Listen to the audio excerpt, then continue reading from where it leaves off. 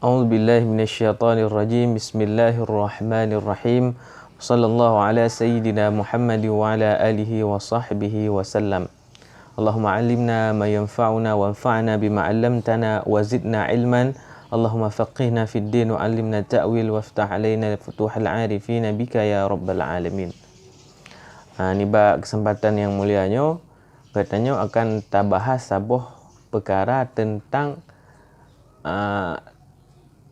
barih atau dumna panjang katanya kita baca Al-Quran. Kita dah baca Al-Quran. Kenal gekeun le gure-gure tanya hanyanya berarti satu alih, sabuh alih dua harakat.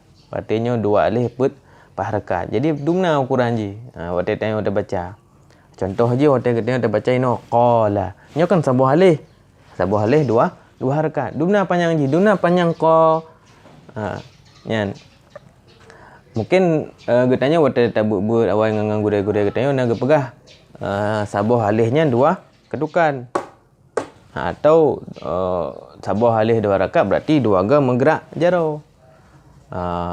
Bet tak pegahnya salah tapi tak pegah kurang tepat. Pekan menan karena waktu kadang kita tak buat waktu banyak tu.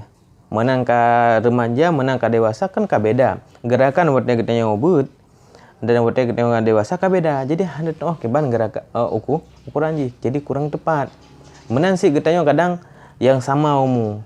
Nah urang hantar menggerak aja ro. Nah urang ikon alung teoro. Jadi elastis tangan ji gerakan ji beda.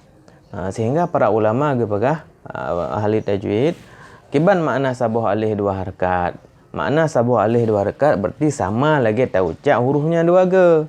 Contoh bak qalanya berarti dumna panjang qala sama lagi takkan dua ga qa dan la. Menasy entuk na qila yang barih yub. Dumna panjang qila karena barih yub berempat dengan ya je ke panjang dumna panjang qila dua ga takkan qi dan la. Qulu dumna panjang qu. Panjang ji dua sama dengan takkan dua qu. Jadi mudah-mudahan dengan kita kata depu ukurannya waktu kita baca Al-Quran insya-Allah lebih hegat, lebih seimbang. Lebih lagi dangdut mencengkok ke dia. Ino kadang dia panjang galak-galak tengah hanjut. Di dalam baca Al-Qurannya nak saja tawazun, tanasub seimbang. Mudah-mudahan apa yang kita sampaikan ni bab urangnya na manfaat bagi kita yang mandum. Subhanakallahumma wa bihamdika asyhadu an la ilaha illa anta astaghfiruka wa atubu ilaik. Assalamualaikum warahmatullahi wabarakatuh.